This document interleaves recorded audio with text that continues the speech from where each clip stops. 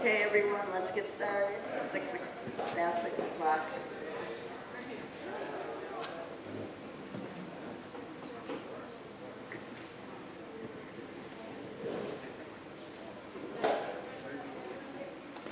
Good evening, everyone. Thank you for being here tonight. I'm just going to read a short thing. Did everybody get one of these things that is our agenda? It's not an agenda. It's just the way the projects are going to be coming up. So just for information's sake. So if you want to make sure everybody has one. Okay, just for a quick announcement here, the Community Preservation Act is a Massachusetts law that establishes a local community preservation fund for open space protection, historic rehabilitation, affordable housing, and outdoor recreation in the city of Holyoke. Approved by voters in 2016, funds for the program are generated through a surcharge on property tax bills. Holyoke voters adopted a 1.5% surcharge and an annual disbursement from the statewide Community Preservation Trust Fund, which distributes funds each November to CPA committees. The program is led by the Community Preservation Act Committee, a 9-member volunteer committee with the support of staff member Amy Landau, who is right here. Amy, wave to everybody. Amy. Amy! I waved to everybody. Okay. Learn more about the CPA and committee at hoyokecpac.org. Or you can contact Amy at landaua@holyoke.org. Okay, so first of all, I just want to introduce some of the committee members that are here tonight. Marco Crescentini, right here. Rosemary Arnold, right here. Mimi Panich, right here. And I'm Elaine Pluta, the chair.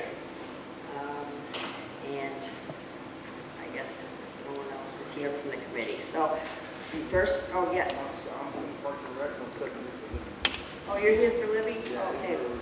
What's your name? Israel Rivera. Okay. All right. So he's here for Libby Hernandez, who is a member of our committee, and I think Israel eventually is going to take over for Libby. But yeah, because Libby is now the chair of the Parks and Rec commission. So she is going to have Israel take her place eventually. Okay, the first project up for presentation is the Department of Public Works and Friends of the Holyoke City Hall for the stained glass windows restoration at 536 Dwight Street. $75,000 to restore 3 stained glass windows, and that's providing they get the grant. So I'll invite them up when they're done their presentation. They're going to talk for about 10 minutes. Will that work for you? About 10 minutes? Okay. Then we'll open it up for questions. Thank you.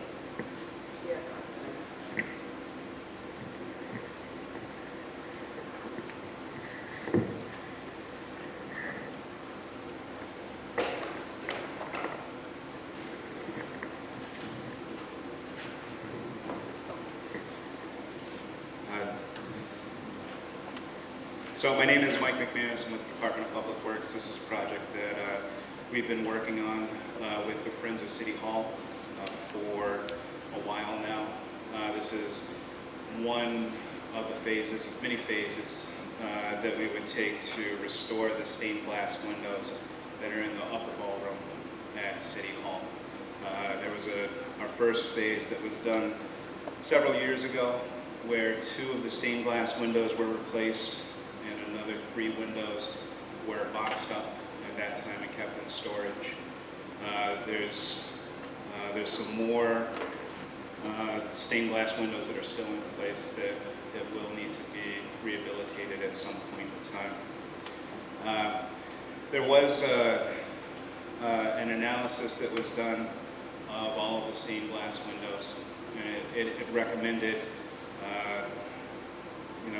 taking the windows out and redoing the lead, replacing some of the glass that has been broken, and in order to restore the windows completely. Generally, this is a layout of the ballroom at City Hall. This side here, this is the High Street side of City Hall. The other side faces the parking lot. Windows 8 and 10 are the windows that have previously been replaced. Windows 9, 11, and 12 are windows that have been boxed up that we intend to restore through this project. And then there's windows 1 through 5 on the parking lot side, 6 and 7 facing City Hall Annex, and then window 13 on the Dwight Street side that are still in place that still need to be rehabilitated. With the funds that we would receive from CPA, we plan on using that as a match with the Mass Historic Commission to get to the $150,000 that we need to fully fund the window restoration for windows 9, 11, and 12. This is window 8, one of the windows that was previously restored. You can see at the time that there were pieces of the window that were missing. And there was also a wavy nature of the window. There was fear that panes of glass would fall out. And then afterwards that it was restored, the window was cleaned. And it's very nice. And if you ever get a chance to see these windows, you should, because they're spectacular to look at. This is the other window that was replaced, window number 10. There was significant damage to the middle portion of that window. And again, it was removed. Sure, it was removed, shipped out, and restored off-site, and then brought back to City Hall. These are the windows that have been created.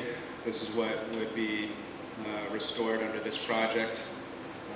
The window 9 and window 11, they're both they're decorative windows. So of the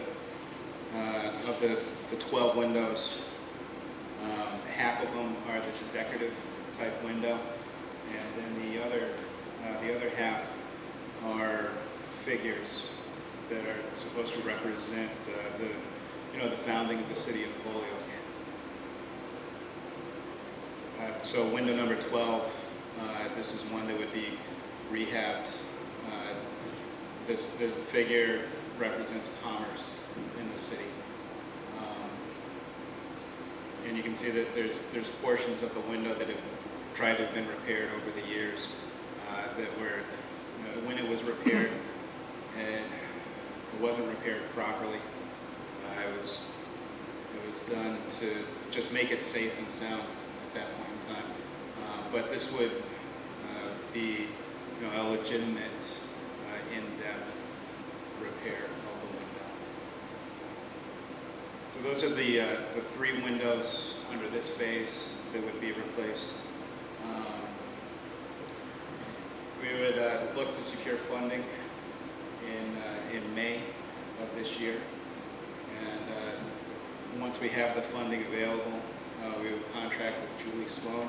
She is the consultant that was used on the previous project. She has the Mass Historic credentials that we need to go through the Mass Historic Commission, and also for the rehabilitation.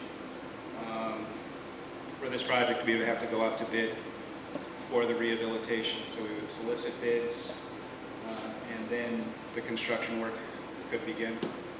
And we anticipate that September of 2019 through April of 2020 would be when the work would be done off-site, and then brought back to City Hall and installed. And the project would be complete by May of 2020. These are the pictures of windows that are still in place that will need to be rehabilitated in the future. So these are on the parking lot side of City Hall. So this is window number 1, representing the agriculture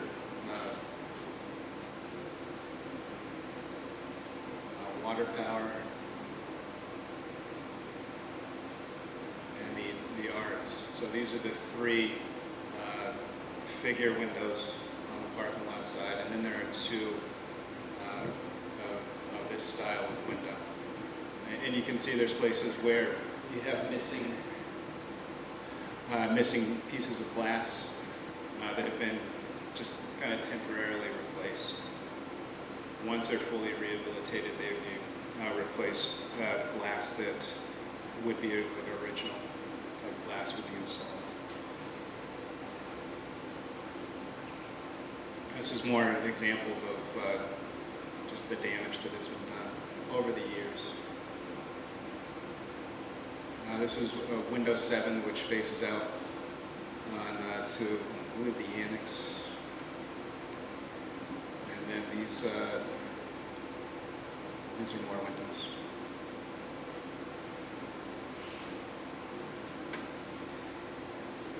It's a presentation.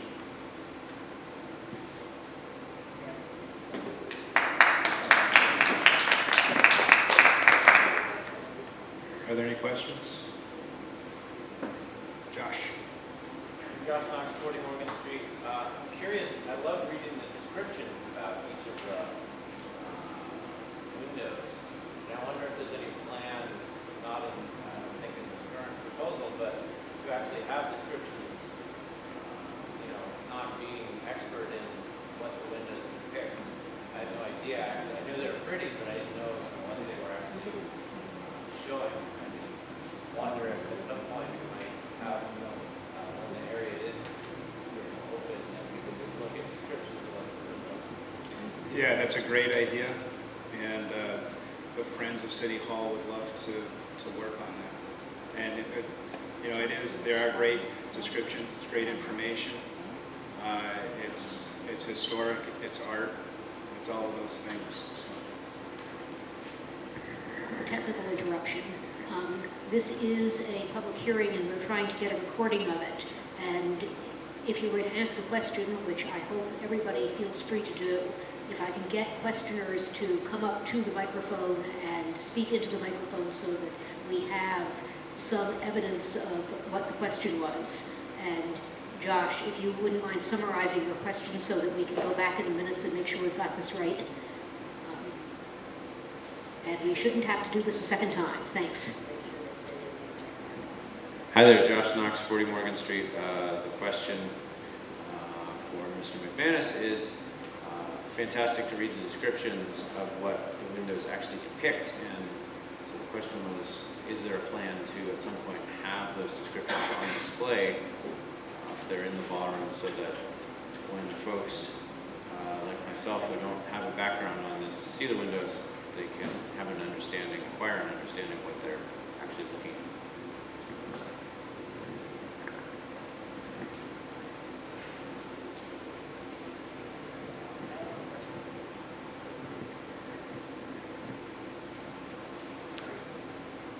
I just have a question about when the windows are finished, or maybe the ones that are already done, if there's any plans to put something on the outside to protect them from the weather, especially on the High Street side, if there's any plans to put something over them on the outside.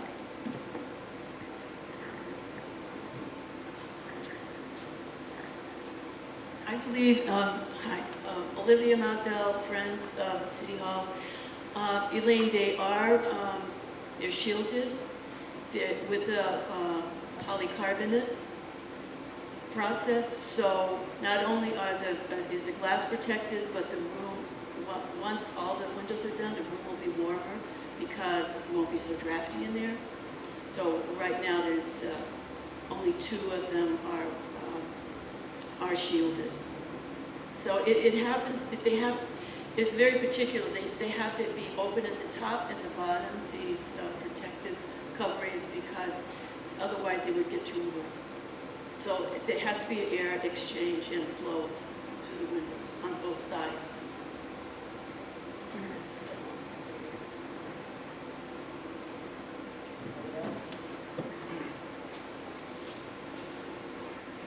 is very rare. So my question is, for how long would they be restored until they had to be retouched again? Just, I don't know. Well, when were these windows originally put in? 1876. They've been, patched since then. So we've had, what's that? Over 150 years. So we would hope we would get more than 20 years, definitely. That's what I was saying. Before 20 years. Yeah. That's a good answer.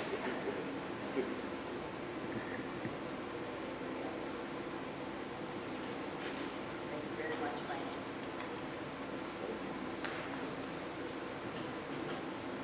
For being here, guys. Okay, and Linda Bacon is here, one of our city councilors, and that's something that everyone in the public should be aware of, that eventually after the committee, the CPA committee, makes their recommendations on what projects they want to fund, it goes to the city council from there, and they're the ones that make the final decision with our recommendations in front of them, and hopefully they'll consider that. So anyways, but thank you, Linda, for being here tonight. Okay, the next project is the City Hall Annex lanterns. This is on the annex, which is the building next to City Hall. And they want to restore 2 missing annex lanterns for $500. Olivia? Thank you. Olivia Mazel, 25 Briarwood Drive. This is another project that's been going since 2015. Originally started, well, I'll just cover this first. It's in the City Hall Annex. We pass it, those of you who are in the City Hall, you pass this 500 times a day, I'm sure, in and out. The amount that we're requesting from the CPA is $500. So far, the Holyoke Preservation Trust donated $500 as a down payment. DPW paid $200 for the glass panels that you're going to see in a minute. Westside Finishing is offered to powder coat the lanterns at no charge. And Diesel Works, Camille Peters, Diesel Works is our artist. And this originally the project was intended for the Dean Metal Shop students to in order to be community minded and to have a project for the metal shop workers. It kind of got lost in the shuffle between school and MCAS and all the other things that the Dean kids had to do, and then of course the Dean's shop closed down. And so the lanterns the students did work on the lanterns. They did deconstruct the one lantern. And so it was, when I collected it, it was in a box of pieces. So this picture here depicts the 1948 Holyoke Police Department when the police department was housed in the annex. And the little arrow is pointing, you can't see it very well from a distance, but it's the lanterns. Those lanterns are still out there now. On this side, over here is what now is the courthouse, and on the other side is the area we're speaking to. So this is where the motorcycles were on this side. These are the original lanterns. As you can see, they're a little worse for wear, but they're there, they're intact. They just need a little love and care, and we'll make sure that happens. This was the lantern in 2015. Of course, when the Historical Commission, when I was a member of the Historical Commission, our office was right outside this area. And you could hear the birds. Lots of generations of birds have built nests in there. So that was the impetus to go to Mr. Fuqua and ask him permission for the Dean project. And here's the lantern. The lantern did come down. This is what it looked like in Dean Metal Shop. The students, all right, this is what it looks like now. The openings in the windows, the openings in the limestone are where the lanterns used to be. And the area is plugged up because the birds still want to come back. They're back in there. If that holes were open, at one point they were inside the limestone. This is some of Camille's work. I'm doing a little advertising for him. This is some of his blacksmithing work. He's also done some fencing, you can see. This is in Camille's Diesel Works workshop. I don't know if you're familiar with it's in the Oregon building. The students, Camille is working with Lighthouse students, and Lighthouse students are alternative students who are learning some blacksmithing and skills from when they come to Camille's workshop. So he's put the pieces together, and there's two tops, there's scrolls, and there's some mounting pieces. A close-up version of that. This is the old piece.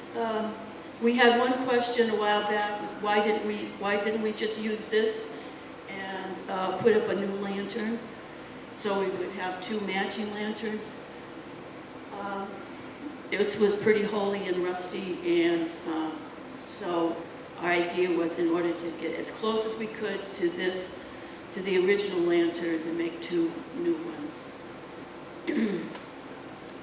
And here are the frameworks that the students have made, and hopefully they'll be good for another 100 years.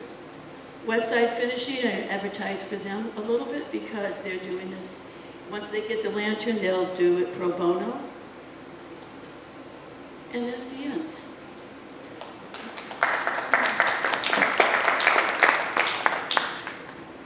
Any questions?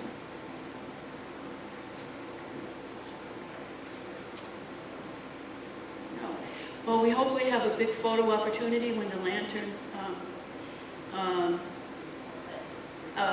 are actually attached.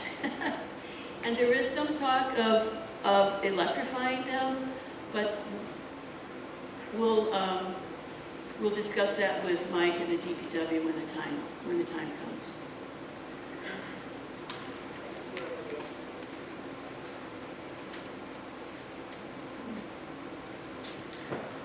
Yes, this meeting is recorded, and I want to get this word out to the public as much as I can. You can watch the Wednesday night and tonight's meeting. In fact, you can watch all our meetings if you want on Holyoke Media YouTube. Is it /YouTube or just Holyoke Media? You go to YouTube. Okay, so you go to YouTube, look for Holyoke Media. Okay. HolyokeMedia.org. Okay, thank you very much. Okay, so the next project is Parks and Recreation Department and Friends of Historic Cemeteries for Smiths Ferry Cemetery Restoration on Route 5, $5,300 to restore 10 broken headstones. And Jean. Hi, I'm Jean Yonker from the Holyoke Preservation Trust's Friends of Holyoke's Historic Cemeteries and Monuments. Some of you may have already seen our work in front of City Hall. We cleaned the fountain, and our hope is to get water running, so that's one of our other projects. A little bit before we begin, this is a collaborative effort between the Parks and Rec and the DPW. Parks and Rec oversees the cemetery. It is responsible for the cemetery. Most people don't realize that. And the Department of Public Works has been very gracious and in helping us with the work that we've done. I'm going to be showing you that. And we have a whole host of volunteers who for the last 2 years, I would say about 2 years, have spent a lot of hours in the cemetery already. And hopefully those of you who have driven by or have gone to the Delaney House may have already seen some of our work with the shining white stones. Now, a quick history of Smith's Ferry. Most of you know that it's on your way to Northampton on Route 5. Some of you may not know that it belonged to Northampton until 1909, and Holyoke purchased that land. Before Holyoke was incorporated, actually we were part of West Springfield. And before West Springfield, we were Springfield. So we have this, it's complicated type history in terms of the land. So for the longest time when we were incorporated, that part of what we call Holyoke Smith's Ferry actually belonged to the city of Northampton until 1909. When the city purchased it, it also took over the Smith's Ferry Cemetery. So this is a copy of an old map, and if you'd like later on I can show you up close, but down here it just simply says burial ground. It's not a very large cemetery, but there are close to 200 people buried in it. So here's the document talking about the fact that Northampton owned, and this is the property, and as you can see in the pink, that was all owned by Northampton, and then Holyoke purchased all that land for, I believe, a total of about $65,000, which in today's money is about $1.9 million. I'll give you a little history. I'm a former teacher, I can't help it. And in the old days, this is what it looked like. This is a picture from Wyatt Harper's History of Holyoke book. So you can see it was really quite rustic. And as you know, it's called Smith's Ferry because the Smith family ran a ferry across the Connecticut River. So we have been for the last 2 years working on it. And what we are looking to do is to contract with an expert in repairing gravestones, in particular Tamara Condi. She has done an awful lot of work in many prominent historical cemeteries, including Concord, Lexington, Plymouth, a lot of places around Massachusetts. So with the assistance of DPW and volunteers, you can see there's our equipment in the cemetery. And while we're working on it, we also have to create and maintain an inventory. As I said, there's close to 200 people buried in that cemetery. Nobody can give an exact list of who's buried where. Okay, there are some, obviously we know who's buried because there's a stone, but there are empty spaces, and we know people are buried there, but we don't know whom. So the friends are starting to patch together a list, putting the list from Holyoke, Mass, Lori O'Donnell's website, and from other places to see and confirm just exactly who is buried in that cemetery. And while we go through and cleaning, we have to keep a list of what stones we've worked on and what the issues were. So it's not a simple project. One of the things we do, we go into the cemetery and we have to scrape off all that lichen. I'm sure many of you have been into cemeteries and you see all that stuff growing on the stones. You have to be very careful with it. The methods that we use conform to the methods and materials used in the national cemeteries by the National Park Service. So what you see in Arlington is what we are doing in this particular cemetery. And here's a sample of somebody working on one of the stones, and we use the D2 biologic solution, which is great. I'm going to show you some photos of what happens when you spray it on the stones. You can see that that stone is laying on wood. We had to reset it because, as you know, when you go into cemeteries, some of the stones are leaning, and then when they lean too far, they crack, they break, they fall. So we took this stone out, it's being cleaned, and then it was reset.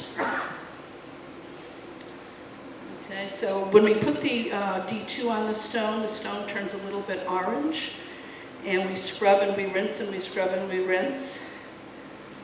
And you can you see how bright some of the stones are now behind that gentleman? You can see the difference that the cleaning has made.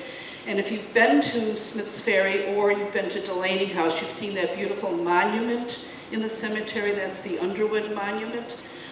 This past fall, we actually cleaned that also. Those of you who know Quentin Donahue, there he is. He's actually working, cleaning the stone. And on the right-hand side, we have also engaged a Girl Scout troop. Now we have, Olivia and I were trained by Tamara Conde on how to clean and reset the stones, and we are doing the train the trainer model. So we have a Girl Scout troop that we have now trained, and they come in and periodically help us with cleaning the stones. So here you have, on the left-hand side, Asahel Parsons stone. He's from the American Revolution. You can see how white that stone is.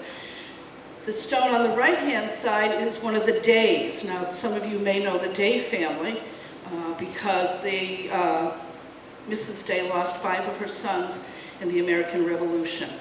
And this one is buried at Smith's Ferry. But you'll see the different kinds of stone materials, and so in cleaning the stones and maintaining them, you have to be mindful of the composition of what these stones are made of when you're working on them. And here's Eli Day. You can see the before and after just quickly. Now, the first year we did this, we cleaned some stones. The second time we went in, we resprayed again to keep getting them lighter and lighter. There's also a lot of work in terms of trimming the overgrowth and clearing brush, and quite frankly, we don't know if there's anybody buried in that brush, so we're starting to clean all of that out. And of those of you who may know Jimmy Rossmeisel, he has volunteered his services in helping us clean out the brush. But these are the critical needs. This is why we need the grant.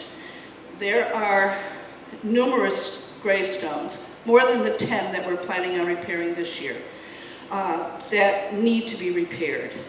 There are some that have been knocked over. There are some that have just crumbled, all right, from the weather, and they need to be put back together. We do not have the expertise to do that, and some of the stones are so huge and heavy that we need to use a tripod, and they need to be repaired appropriately, and that's where Tara Conde comes in. She knows how to handle all of that. Okay. You can see this was actually, we were resetting one of the stones, resetting a base of a stone. And let me mention, there was a gentleman in the picture, I won't point him out, but he is a DPW worker. And we actually trained some of the workers, because our concern too, it's not just resetting and setting the stones, it's mowing the lawn. So when they're in there with their lawn mowers, sometimes they're going over footstones. And with their weed whackers, they're ruining old stones. So there's an awful lot to this project in terms of information and instruction. And here's Tamara working with a stone, putting epoxy. You have to use particular materials. You can't use super glue or monster glue because stones breathe. And so you have to be very careful with them. And again, some more pictures. And you can see the difference. Do you see the white one? You can see a great improvement just with that chemical. And then finally, why historic preservation? Well, it's our final resting place, and we're the stewards. You know, that is Holyoke Cemetery. But in the second bullet, it's also the final resting place of 4 veterans of the American Revolution, 15 World War II veterans, plus veterans from Vietnam, the Korean War, etc. And it is also the final resting place of a local Native American. And we have a general idea where the Native American is buried. It's an unmarked grave. But it was a Native American who was unearthed when they were working on Route 5. And they took the remains and they put the remains in the cemetery. And then finally, just to briefly mention historic tourism. I can't imagine that there's anybody here who hasn't been to Concord or Lexington or Boston or Auburn, Mount Auburn Cemetery, where you go into these communities and you go through the ancient burial ground, okay? It is the new wave of historic tourism, also connects with genealogical research. So I guess that's it. Any questions? Anybody have a question? Anybody have a question? I'm just wondering, So the 8 to 10 headstones that are going to be restored, do you know specifically which stones they are, and will they all involve resetting, or will some involve actually fixing broken stones? I mean, there's a wide range of damage. So there are some where they need to be epoxied. There are some that need to be reset. Some of them are in broken, as you saw, in several pieces. So all of that has to be put back together. So it varies. so it's not, it wouldn't just be cleaning them? That's No. Okay. Oh, yeah. Let me explain. Maybe I wasn't clear. The cleaning part and the brush is all done by the Friends of the Historic Cemeteries. We do that voluntarily. It's the actual repair work of the stones that we need assistance with. I just had another question out of curiosity, because I went by to look at the cemetery actually, or The white stones. well, probably it was right after, not this last snow, but it was a snow before, and it was so, thick that I couldn't even walk around. And I'm just curious, does the Parks Department clear the snow for these areas, or no? There's really no parking area for the cemetery other than on the street. No, I mean just to clear the cemetery so people can walk around. No, but there is no paved pathway in that cemetery. It's all grass.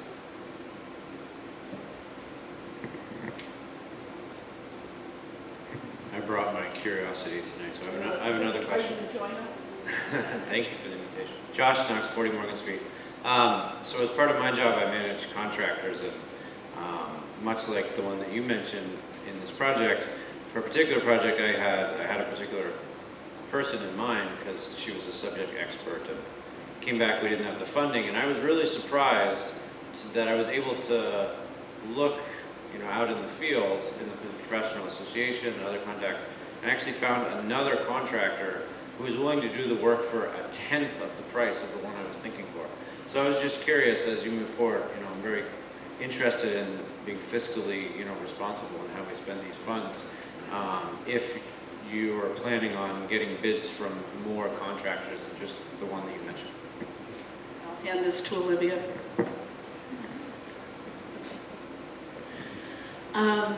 Yes, in a word, yes. We still have Rock Valley to do. We haven't started in Rock Valley. It's a city cemetery. Elmwood is the oldest cemetery in town. That has yet to be approached, and so we will make sure we get bids and do it as physically responsible as we can. Thanks.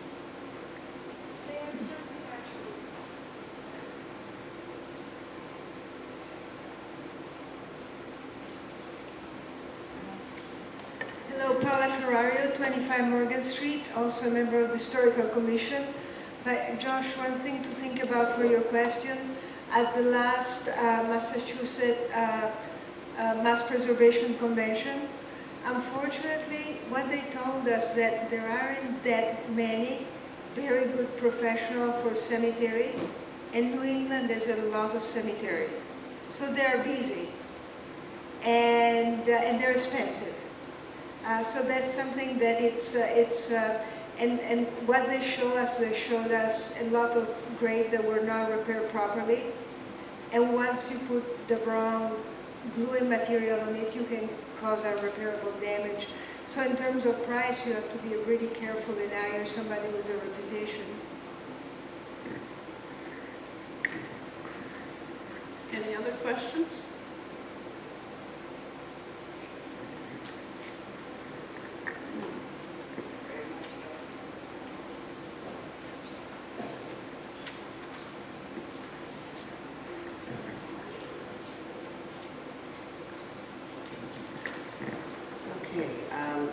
Amy, did you make sure that everybody knew there was a sign-up sheet there at the...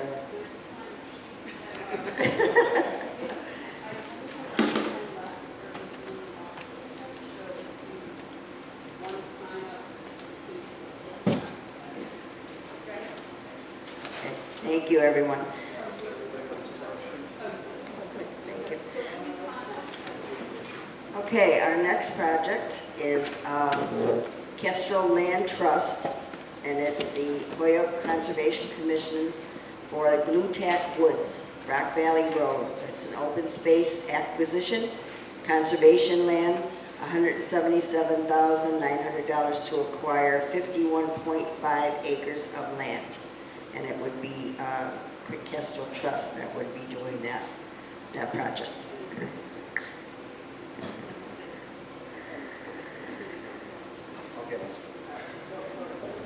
Hi, my name's Lee Ellis. I'm from Kestrel Land Trust, and we have Andrew Smith here from the City of Holyoke. And Mark Walmsley is also over here from Kestrel Land Trust, and he may answer some questions later on if there's anything to discuss. I was reminded by someone in the audience that I don't necessarily sound like the typical Western Massachusetts person. So it's a little unusual that the first thing I want to tell you about this property is how to pronounce Glowtech. So it's Glowtech, as in glowing technology, Glowtech Woods in Rock Valley. We have a couple of photos here showing in the middle there's a nice old hemlock on a ridge on Glowtech Woods. And there's the one with the boulder there is an entrance from Rock Valley Road, and the one on the left is a view from Rock Valley Road over to a ridge on Glowtech Woods. Okay, so Kestrel Land Trust is a non-profit. We work in the central area of the Pioneer Valley. The mission of Kestrel is to conserve, care for, and connect to land in the Pioneer Valley, and getting the community involved in doing that. You can see our logo there is very much reflected in the photo from Sugarloaf in Deerfield there, and on the left is TerraCore. I'm doing an AmeriCorps program with Kestrel Land Trust. So Kestrel was quite excited when another municipality in our area got this Community Preservation Act. It is a great way to conserve land, and we're very excited when we were asked to be involved. So the goal for this project is to conserve a significant natural community resource in the Rock Valley area of West Holyoke.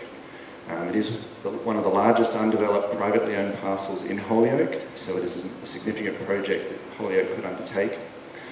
It's 51.5 acres, forested acres. It does have an informal trail network, mostly from some old logging roads. It has a stream, and importantly it is adjacent to Glowtech Park, which is a city facility with a ballpark, a playground, and some forested areas.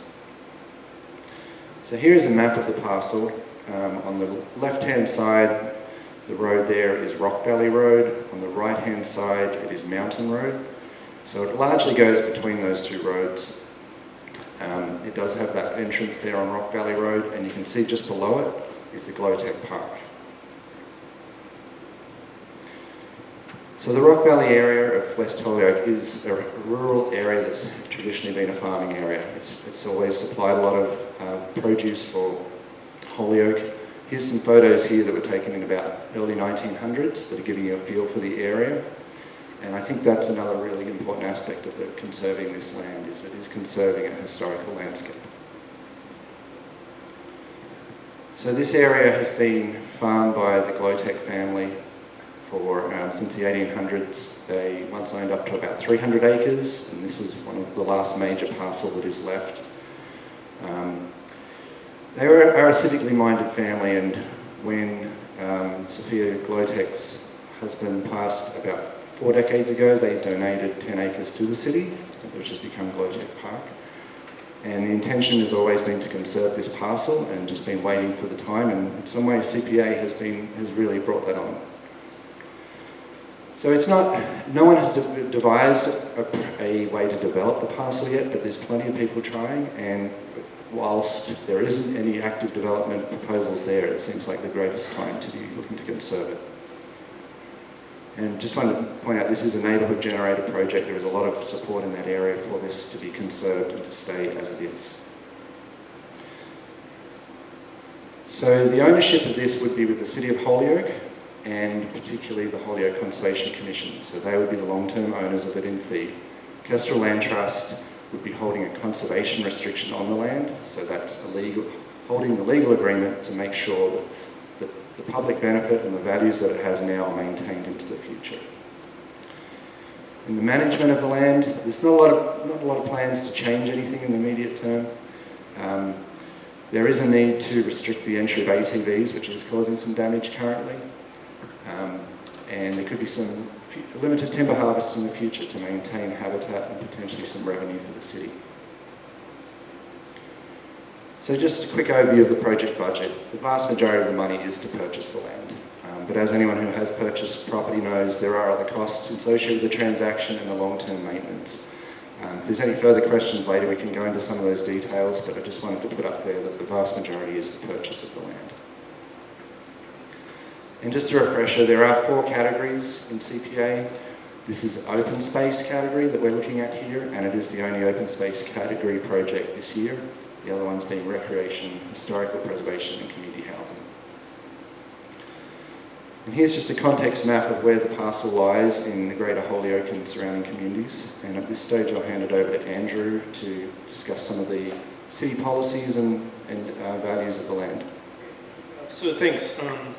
Thank you, Lee. Thanks for being out here tonight, everyone. My name is Andrew Smith, the Conservation and Sustainability Director for the City of Holyoke. So I wanted to point out where this parcel sits in relationship to other conserved areas. We have watershed property, we have fish and mass wildlife property. So there's a large stretch of conserved land along the spine of East Mountain. So if you're on 141 and you're going over the mountain towards East Hampton, to the right that's Mount Tom, and to the left that's East Mountain. They're 2 geologically distinct features. But what we don't have, so in this sort of white area right here, there's about 300 acres of forested land that are unprotected. You've got this is the Glowtech parcel that we're interested in conserving today. It is the 6th largest privately held parcel in the city, which means that you could, in one sort of a fell swoop, conserve a large component of the city's historic landscape. And so what there isn't really is a preservation corridor that would branch out this way. So you have north-south, but you only have north by northwest. So what that would do is assist in providing a greater conservation matrix for the critters that migrate north and south along that stretch of the mountain. So it's important, not just from a historical perspective, not just preserving the history of the area, but it's also important for the critters that people care about in West Holyoke. And it's a good way to help shore up that preservation matrix for future generations.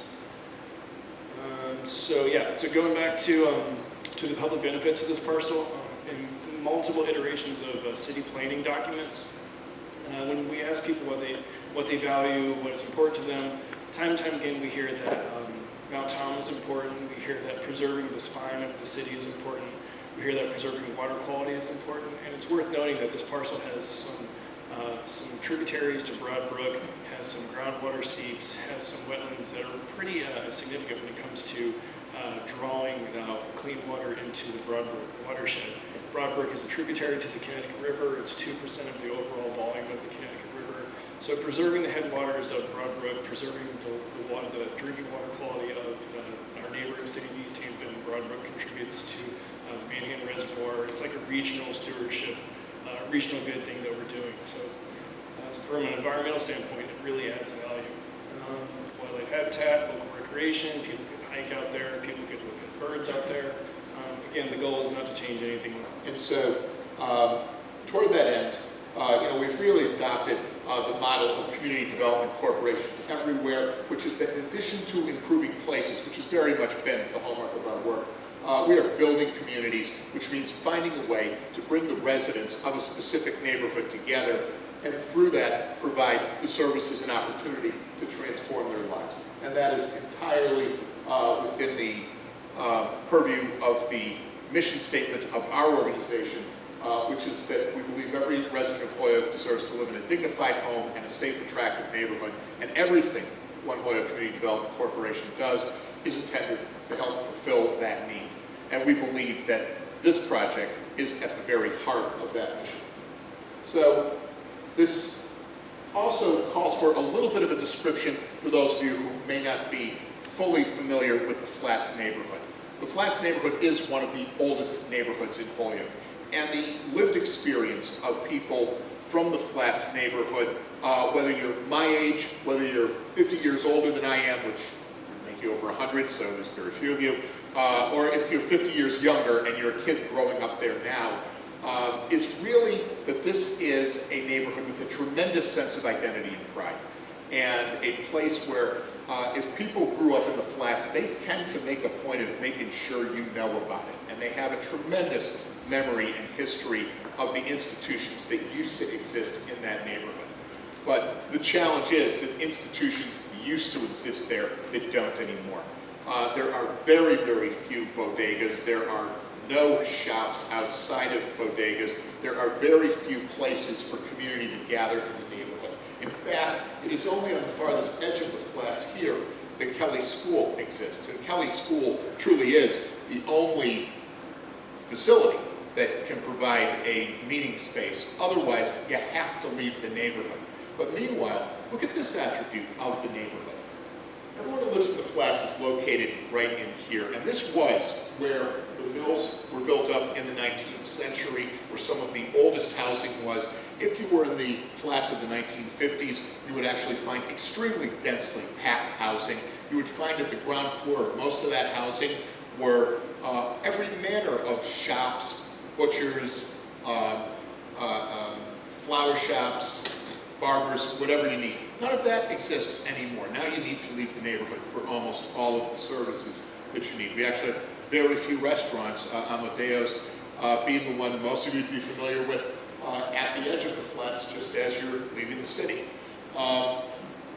So the other attribute of this neighborhood is it's really kind of a closed off, almost island in terms of a place to live as a kid growing up. If you think about it, it's surrounded by a moat in the first canal. And then it is closed off by railroad tracks that go right to the railroad bridge where Main Street turns into Canal Street. And finally, around here and to here is a wall of factory space. No one lives in this area for quite a ways until you get to South Holyoke. So it's this really compact place where, especially if you're a kid in the neighborhood, you're really in a place kind of set off to yourself in the neighborhood. There's about 2,500 families that live here now.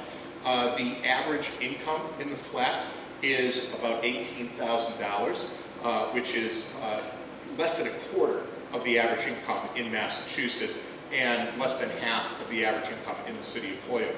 And distressingly, that's not even the poorest neighborhood in Holyoke. But it lacks these institutions. It lacks this infrastructure that used to exist. There used to be a time when you could live your whole life in the Flats, get everything you need, and never have to leave. And now, for most services that you need, you've got to get out. So we found out about a year and a half ago that the Portuguese American Club was on its last legs. They had been in existence since 1946 at this location. They were really a mainstay of the neighborhood when there was a large and a vibrant Portuguese neighborhood that existed in the Flats neighborhood. And so they had, again, you grow up in the Flats, you want to remain connected to the Flats. They had a lot of families who kept coming back decade after decade for the events that were put on. And the last really stalwart organizer of the club was a dear friend of many of us, attorney George Neves, former city councilor, who organized many of the last dinners. George passed away suddenly a few years back, and at that point there really was no one to pick up the work that the club had been doing. So at that point, they didn't put it on the market, but they were fielding inquiries all the time. And when I called them up one day to ask about just making use of the club for a neighborhood meeting, they asked if I was calling to see about purchasing it, and I then learned, why are you thinking about selling? There are some constraints that come with this property that are actually kind of difficult for the private market to absorb. Probably the biggest one being that there is no off-street parking. And for that reason, it's very hard to establish a business at that location. But in addition to that, This property was converted from two of those 19th century row houses. That took place during the Great Depression. They changed the entryway. They put steel beams in as support from the first to second floor. And there was a commercial kitchen installed in the back. And this place was known as the White Restaurant from 1936 to about 1945. That facility, or that business, moved up to Northampton Street that year. And about a year later, the People's Bank sold it in a foreclosure action to the former Portuguese American Club. They are located next to someone's home, so we won't be doing any activity after the hour of 10 o'clock or so. It is located in a pretty good location for the Flats neighborhood. Again, it is compact, it is very walkable. And so we know every kid who goes to Kelly School, which is almost all the elementary age kids in the Flats neighborhood, walks from here to there. That means anybody capable of walking at all can pretty easily walk from here over to there. In this very walkable neighborhood, we know we can do a lot of activity and planning for folks in the immediate. Further residents and businesses down the line. Thank you, Josh.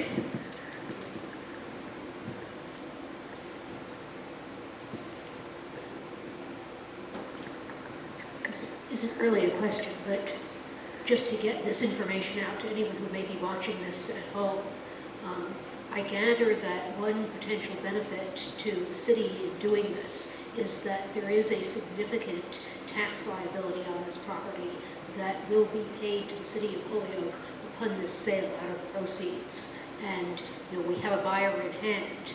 The tax liability is there no matter who this is sold to. But if it's sold right now, the city gets the revenue sooner rather than later.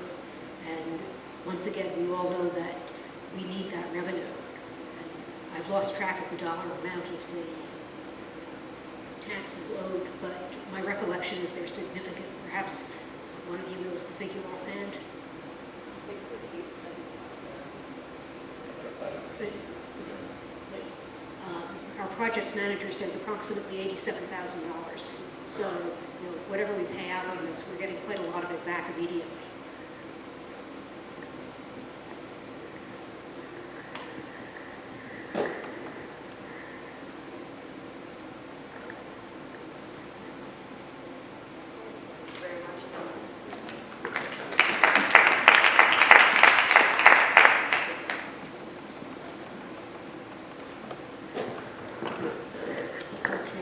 Our final presentation for the evening is from One Holyoke CDC for 43 Canal Street. It's a historic rehabilitation of the Flats headquarters, which was previously the Portuguese club, and they're asking for $55,000 to repair stucco exterior. Yeah.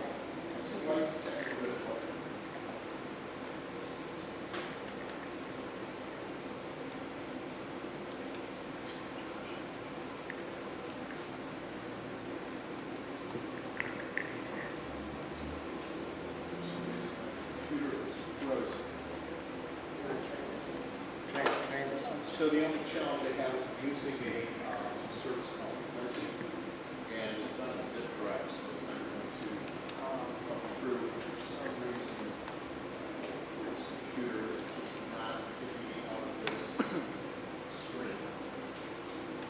I have to solve it.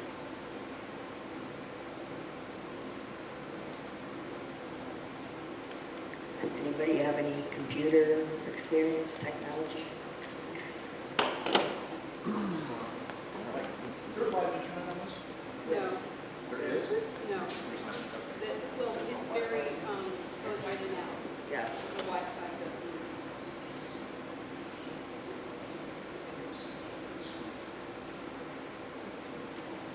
I'll attempt this while we work together.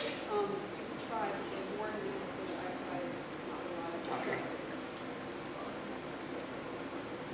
We're going to try using the Wi-Fi here, see if that'll work.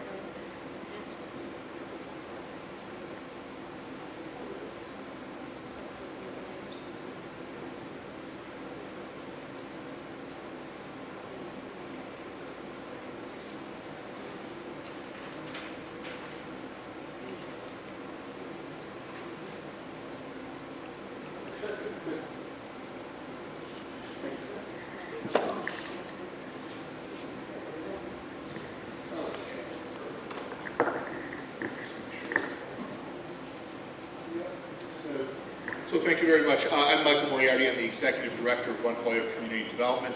I live at 1 Lexington Avenue, and we are based at 70 Lyman Street in the center of the flats of Holyoke. And recently, as I've been going out talking about various projects we've had, I've sat down with people I've known for years, and they've asked me this question that took me back a little bit and said, what do you do? And I realized it is sometimes necessary as a community development corporation to explain what the work of a community development corporation is, because that's very much a part of what our intention is with this project. So, to begin with, One Holyoke Community Development Corporation was formed nearly 50 years ago. We are known to many people as Old Holyoke Development Corporation, but we rebranded about 3 years ago.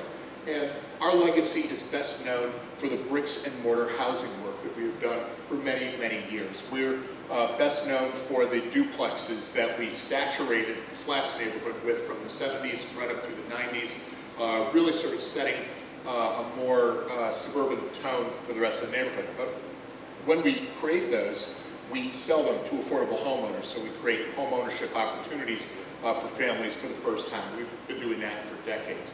In addition, we've rehabilitated numerous buildings in the city of Holyoke, and we have a fairly good-sized portfolio of properties, and they are always committed to permanent affordable housing because they are in our portfolio. We started off refurbishing the Flats neighborhood in the early 1960s, and one of the first projects we ever did was housing that was built for the Hadley Village townhouses, or for the Hadley Thread Company. And this is the bird's eye map of Holyoke from 1879. And you can see the housing that we rehabilitated in the early 70s at that time. We built those into townhouses and built our home ownership model around the work we did there at that time and continued on for years and years. There are 2 other row houses that are left from that time. And the property we're talking about actually appears in this picture at the corner of Center and Canal Street. So we were able to acquire that recently, and we thought that that was very important to the mission of our organization, because community development corporations can't just house people without any regard to the neighborhood in which they are housed. It is very important for us to be focusing on the safety and attractiveness of the neighborhood, the quality of life that people have when we do our work. It's like people want to ride horses out there, that's fine, but we're not going crazy with building a ski lodge or anything. There is a history of productive agricultural soils on this. So yes, so I want to reference the fact that the Community Preservation Plan, which the CPC did last year, did highlight some areas that people wanted to see go in future funding categories. Improving access to open space. So again, we have 1 10-acre parcel, the Glowtech parcel. This would just build upon the existing parcel, which is good because it makes an existing city park bigger. Preserve natural resources, check, that's a natural resource, that we're preserving it. And yeah, so that's something that we're taking off of. And also OSRP, which is this legal document that we have to do every 10 years to get funding from the state. The Open State Recreation Plan pretty much hits all the points of conserving the western part of Holyoke. Groundwater, we already touched on groundwater, so. Okay, so we're just going to skip over that. And am I still on, or is this? That's fine. Okay, go back to Lee. So I just wanted to highlight, I'm not going to read out these quotes exactly, but just highlighting there is a lot of community support. The first one's Mass Wildlife, and they've really outlined that protect the integrity of the area and the ecological and recreational opportunities for residents of Holyoke. The second one is the Adria Conservation Commission, who's looking to hold the land in fee, and they've really gone into how this could be of benefit to the local residents and the people and people's spirits. And the last one is one quote from an abutter, and it was a very enthusiastic quote. There's been a lot of enthusiasm, but Chris Coe, who lives nearby on Mountain Road, was particularly enthusiastic that this project was happening.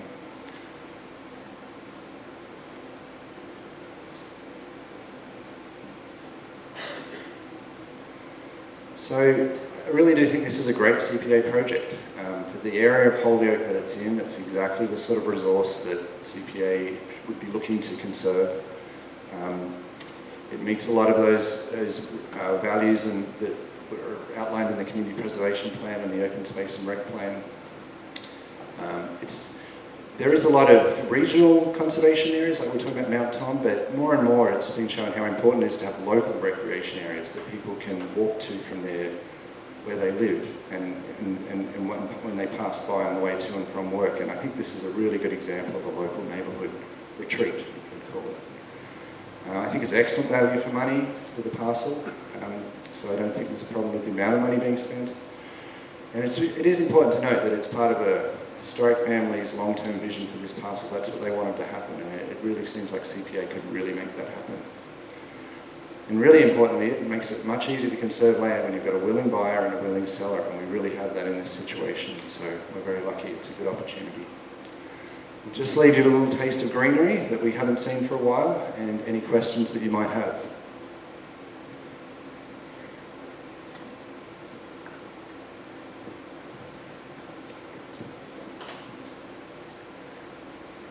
When you came into the committee, you mentioned about a petition that had been signed by the neighborhood. Could you just elaborate on that for the public? Thank you, yes. There was a petition that was some local residents, it was taken around to local residents, and we have, I think, 12 signatures on that. I believe everyone that was spoken to was very enthusiastic about it and very happy to sign that. So yes, that was another community support. I believe it was mostly on Rock Valley Road. Thank you.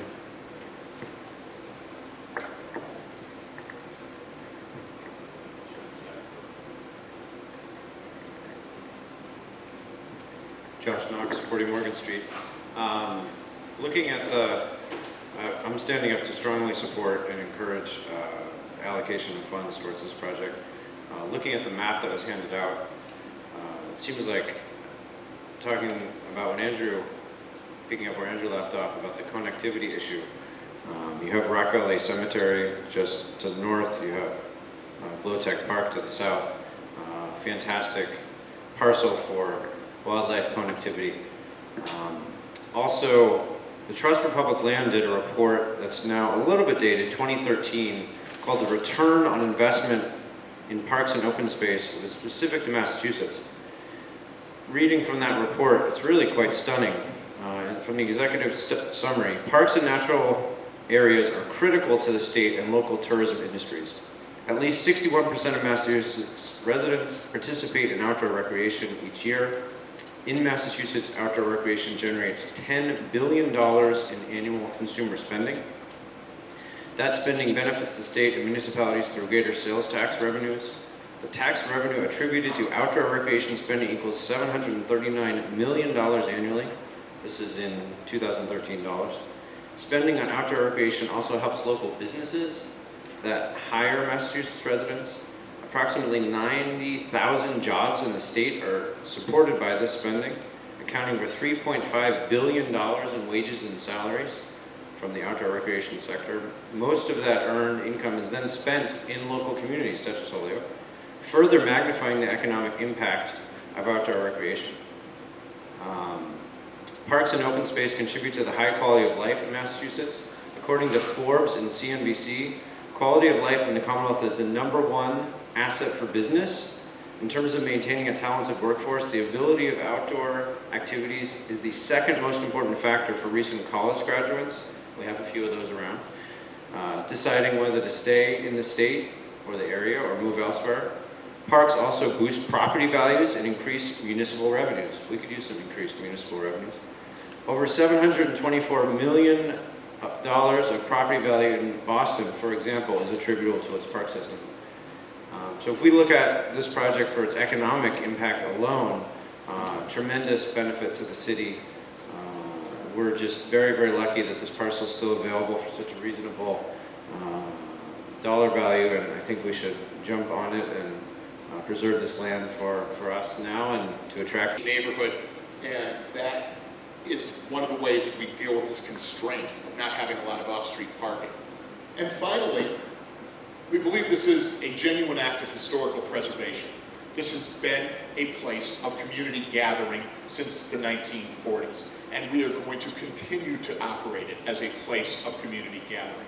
But instead of being centered around one specific ethnic group that lives in the city, we are now broadening it to the entire Flats. It will be known as the Flats Community Building. Last Friday, we held an event that brought in anybody who had volunteered with us in the last couple of years, and 32 people agreed to be the charter member of the new Flats Community Building. So that is a pretty solid expression of community support from within the immediate neighborhood. We are going to build on that by fulfilling those promises of membership, and among that cohort, having our first community advisory group. So One Holyoke and my desk is not going to be the place where the activities and the rules of the road for this facility are going to be determined. It's going to be determined in the neighborhood by the neighbors. And we believe that's going to keep this property operating very much along similar lines as it has for the past nearly 80 years. And that is our goal. That's an outcome that we are extremely excited about delivering for the city of Holyoke. So that leads us to what are we doing with the property now, and why are we asking for community preservation funds?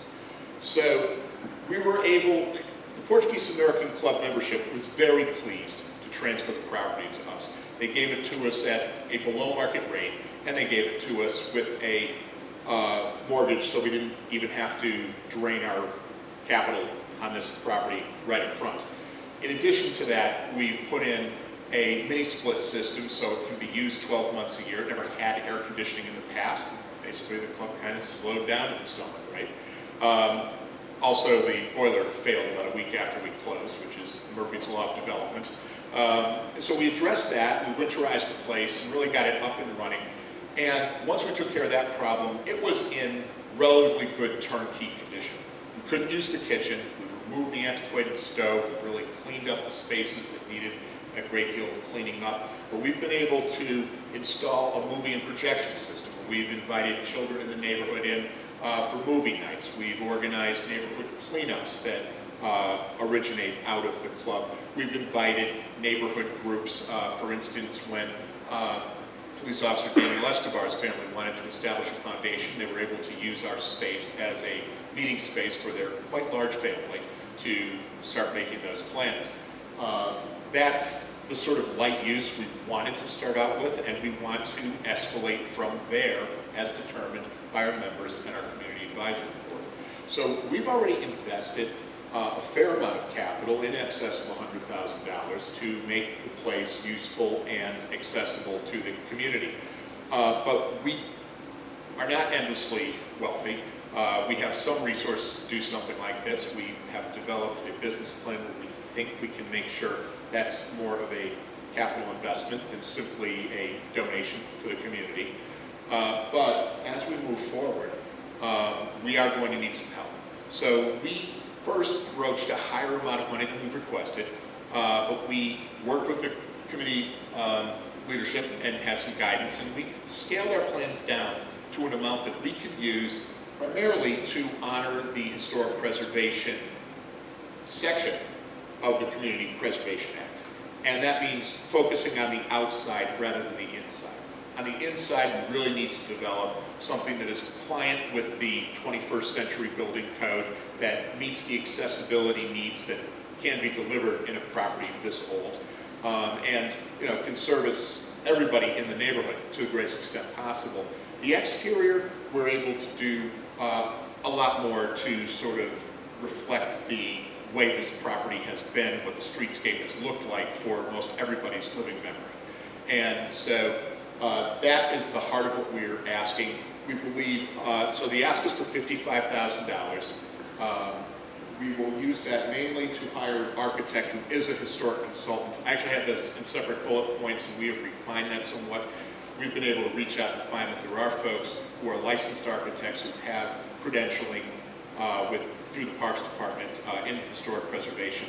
They will exclusively be who's considered for hire in this work, and they will help us to build a plan that maximizes the historic integrity of this property. One of the longest standing buildings in the city of Holyoke, and you know, a property that should never be put to a commercial use obnoxious to the immediate neighbors, nor ever become an empty and blighted property.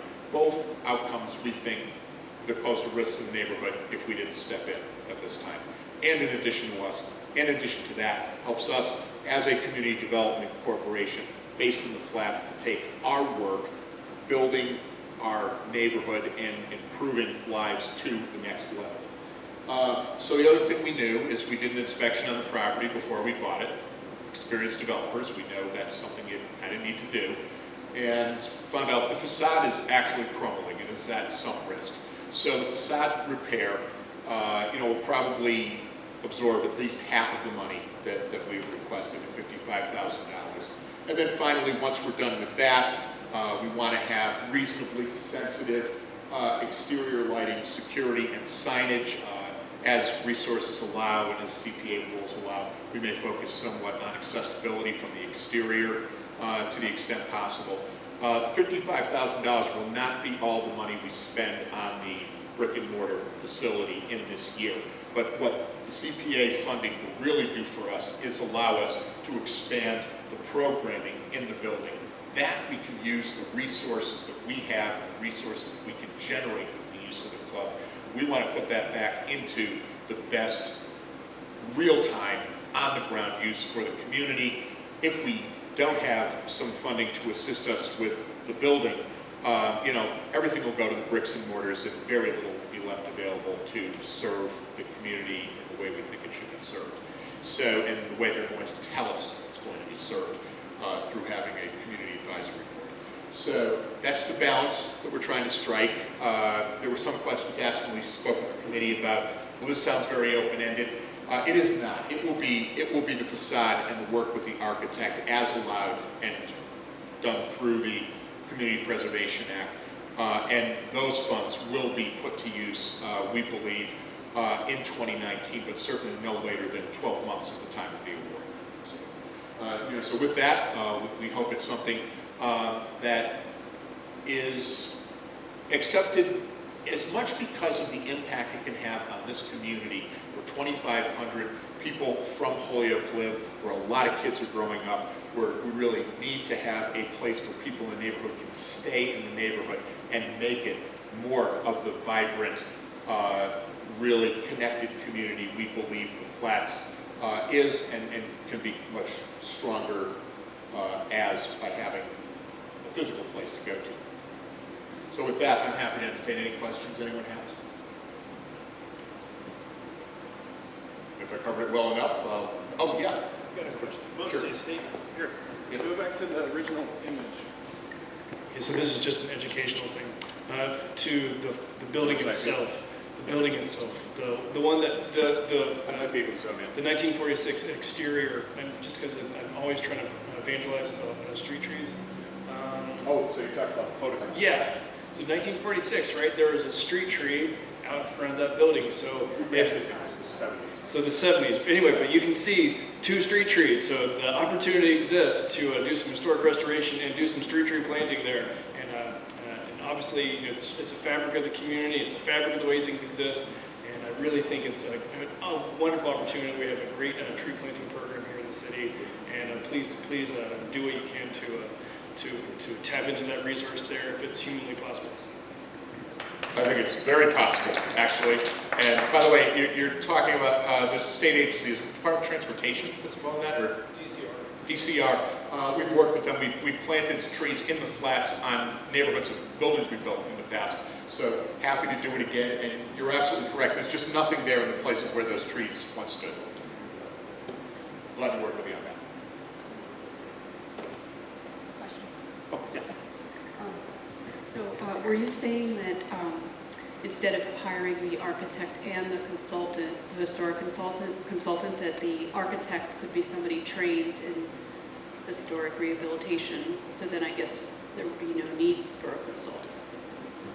So they can be one and the same, and the trick of it is to just find somebody credentialed in both ways. And we've done additional research to find out There's a few people in the immediate area. There's plenty of people in Massachusetts. And so we can absolutely make our requested proposals focus on really merging those two bullet points, and that's what we'll do, which may be a more efficient use of the funds anyway. Yeah, Mike. I think they want to be heard. They want you to be heard. Thank you, Michael. I am Michael Thomas Siciliano. I live at 283 Linden Street in Holyoke, and I rise in support of this project, this initiative presented by One Holyoke CDC. And I want to emphasize the importance of supporting what Michael talked about is the Flats Community Advisory Board. And that this project will support that Community Advisory Board. And that, to me, it's much more than just building restoration. And that advisory board, in my opinion, is one of the single most important aspects of the Flats community, combined with, for instance, Kelly School. The Kelly School and that advisory board, perhaps the two most important initiatives in the Flats community. And I draw that conclusion based on parallels in that I'm a member of the Chestnut Community Alliance, which is a neighborhood association that meets once a month at Lawrence School, and we are supported by Wayfinders, which is another, in my opinion, CDC. And the other parallel I draw is the South Holyoke Neighborhood Association that is supported by Nueva Esperanza and is also affiliated with Morgan School in that neighborhood. So I just want to congratulate you, Mike, and thank you for presenting this and voice my support. Thank you very much. Yeah. Any of you can feel free to do that. And so with that, I guess I'll give it back to you, Elaine. Thank you very much. Thank you for the opportunity to do this.